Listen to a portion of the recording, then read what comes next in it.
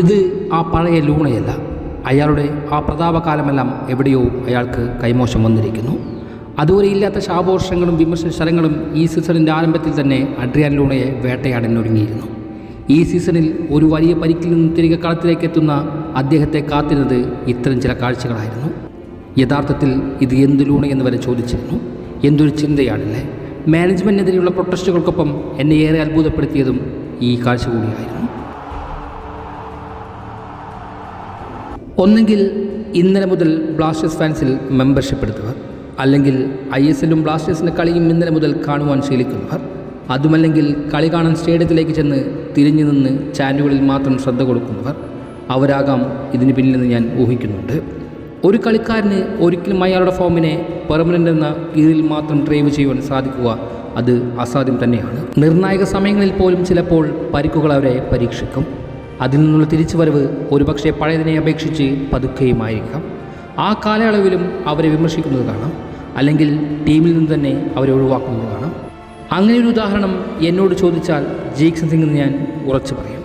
അത്രമേൽ ഇൻ്റലിജൻ്റായ ആ ഒരു ഇന്ത്യൻ മിഡ്ഫീൽഡറെ പരിക്കിൽ നിന്ന് പോലും തിരിച്ചു വരാൻ സമയം നൽകാതെ വിട്ടുകളഞ്ഞതിനോട് എനിക്ക് ഇന്നും യോജിക്കാൻ സാധിക്കുകയില്ല. ഇവിടെ പഴയ ലൂണ പുതിയ ലൂണ എന്നൊരു കാലഘട്ടം തന്നെയുണ്ട്. അതാണ് ഇന്ന് ഏറെ ചർച്ചയാകുന്നതും. പക്ഷേ പഴയ ലൂണയെ കാണാത്തവർക്ക് എങ്ങനെയാണ് പുതിയ ലൂണയെ വിലയിരുത്തുവാനും അളക്കുവാനും സാധിക്കുക എന്നൊരു മറുചോദ്യം ഉയർത്താം. എന്തുകൊണ്ടാണ് ഭൂരിഭാഗം ആരാധകരും മാനേജ്മെൻറ്റും ഇന്നും ഈ ബ്ലാസ്റ്റേഴ്സ് ടീമിൽ അയാളെ തുടരാൻ അനുവദിക്കുന്നതെന്ന് കൂടി അറിയേണ്ടതുണ്ട്. അവിടെയാണ് കുറച്ചു കാലം പുറകിലേക്ക് സഞ്ചരിക്കേണ്ടി വരുന്നത്. ഏകദേശം തകർന്ന് കുത്തുവാളെടുത്ത് നിൽക്കുന്ന ബ്ലാസ്റ്റേഴ്സ് ടീം, അവിടേക്ക് പലരും വന്നു പോകുന്ന പോലെ തന്നെ ഒരു അർദ്ധരാത്രിയിൽ ഒരാൾ കൂടെ അങ്ങ് ഉറുഗ്വേയിൽ നിന്നും വരുന്നുണ്ട്. അതെ, അവനും വരട്ടെ എന്നായി കാര്യങ്ങൾ. എല്ലാ സൈനിങ്ങും സംഭവിക്കുന്ന പോലെ തന്നെ ഇവിടെയും സംഭവിക്കുമെന്ന് കരുതി കാത്തിരുന്ന ചില ദിവസങ്ങൾ മുന്നോട്ട് നീങ്ങി. എന്നാൽ അഡ്രിയാൻ ലൂണ എന്ന മനുഷ്യൻ ആ മഞ്ഞക്കുപ്പായം അണിഞ്ഞ് തുടങ്ങി വെക്കുന്നത് പുതിയ വിപ്ലവം കൂടിയായിരുന്നു.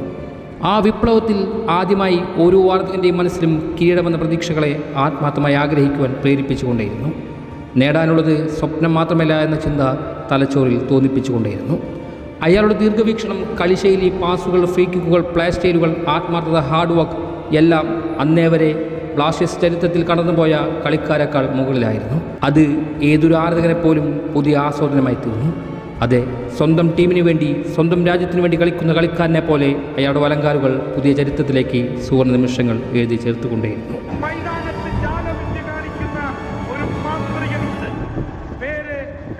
അയാൾ തുടങ്ങി വെക്കുന്ന ആ ഒരു വിപ്ലവം ഒരിക്കലും ബ്ലാസ്റ്റേഴ്സ് ടീമിലും ആരാധകരിലും മാത്രം ഒതുങ്ങി നിൽക്കുന്ന ഒന്നായിരുന്നേയില്ല.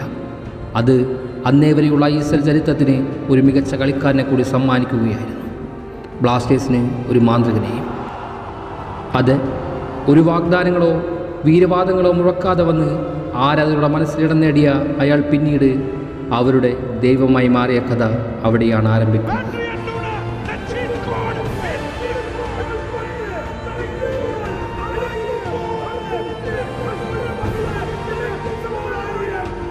പിന്നീടുള്ള സീസണിൽ പലരും ടീം വിട്ടു പോകുമ്പോഴും വലിയ ഓപ്ഷനുകൾ തൻ്റെ മുന്നിൽ നിലനിൽക്കുമ്പോഴും അയാളിലെ ലോയൽറ്റി സംസാരിച്ചിരുന്നത് തൻ്റെ ടീമിനോടൊപ്പമുള്ള കരിയർ യാത്രയെക്കുറിച്ചായിരുന്നു. അവർക്ക് വേണ്ടി, അവരുടെ സ്വപ്നങ്ങൾക്ക് വേണ്ടി വീറപ്പൊഴുക്കുന്നതിനെക്കുറിച്ചായിരുന്നു.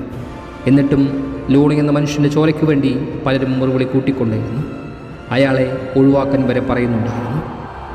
10 പേരായി ചുരുങ്ങിയ കഴിഞ്ഞ കളിയിലെ അയാളുടെ ഹീറ്റ് മാപ്പ് ഒന്ന് നിരീക്ഷിച്ചാൽ മതി.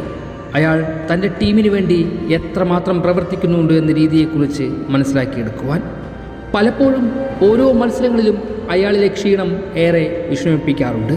കഠിനാധ്വാനം അതിലേറെ അത്ഭുതപ്പെടുത്താറുണ്ട്. വ്യക്തിപരമായ നേട്ടങ്ങൾക്ക് വില കൊടുക്കാതെ തുടരുന്ന അയാളുടെ പരിശ്രമങ്ങൾക്ക് സാക്ഷിയാകാറുണ്ട്. എന്നിട്ടും ഒരു വലിയ പരിക്കിന് ശേഷം തിരികെ വന്ന ആ മനുഷ്യൻ നേരിടേണ്ടി വന്നത് വലിയ വലിയ വിമർശനങ്ങളായിരുന്നു, വലിയ വലിയ കാഴ്ചകളായിരുന്നു. അതേക്കുറിച്ച് ഓർക്കുമ്പോൾ സഹതാപം തോന്നിപ്പോകുന്നുണ്ട്. ഗോൾ അടിക്കാത്തതിൽ വിമർശനം ഉയർത്തുന്നത് കാണുമ്പോൾ പുച്ഛം തോന്നിപ്പോകുന്നുണ്ട്. അത് ശരിയാണ്, അയാളിൽ ചില പോരായ്മകൾ വന്നു തുടങ്ങിയിരിക്കുന്നു. ഗോൾ നേടാൻ സാധിക്കുന്നില്ല. പക്ഷേ നിങ്ങൾ അയാളുടെ കളിരീതിയെ ശ്രദ്ധിക്കുക, അയാളിലെ ആത്മാർത്ഥതയെ ദർശിക്കുക. അഡ്രിയാൻ ലൂണ എന്താണെന്ന് പല കാഴ്ചകളും പറയാതെ പറഞ്ഞു തരും.